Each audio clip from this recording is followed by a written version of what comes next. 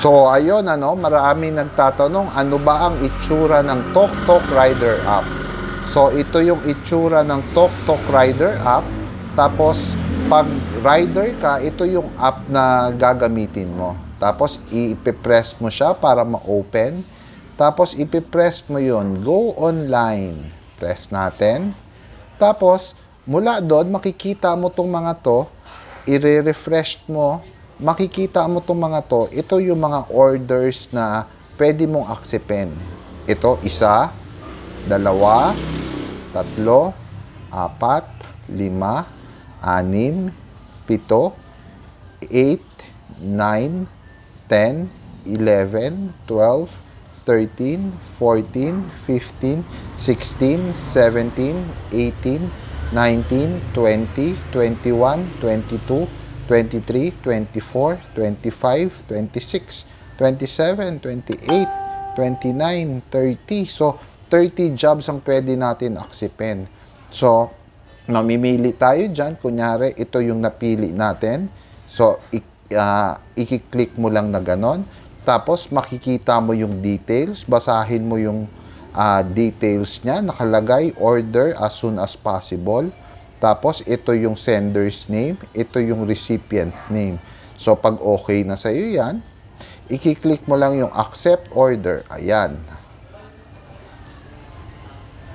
Order successfully.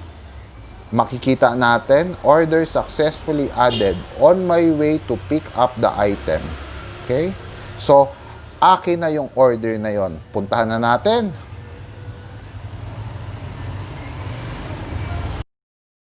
Ayan, so nakakuha na tayo ng nakakuha na tayo ng booking, So ito yung first ride natin as Toktok, no? So syempre, muna natin. Syempre naka-copper mask. Yan yung motorcycle natin, yellow. Yan. Yellow. Toktok, pati t-shirt, yellow, Toktok na Toktok. So, ito yung first ride natin. Nakita nyo naman, maraming bookings talaga sa Toktok. Saka, ano talaga to?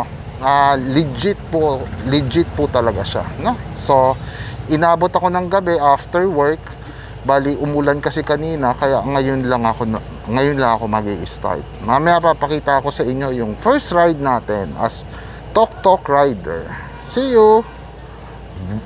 Boom! Ayan mga katoktok, So, ito yung pick up natin. Ang sabi, yan, dito natin siya pick up.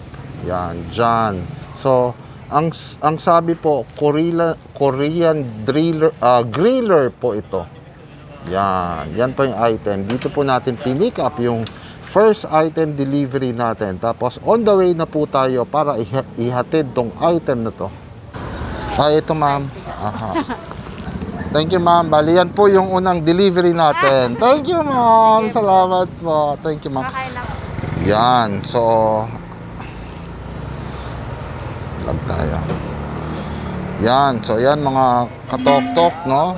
Na gawa na natin yung first trip natin as Toktok Rider from Mandaluyong to Makati. Ayan po yung natin. Yan.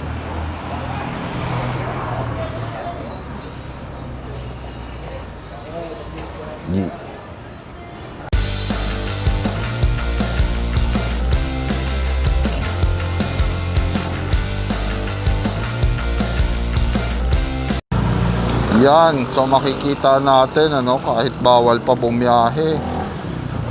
Wala pang siya. Wala pang plaka. Pero biniyahe pa rin.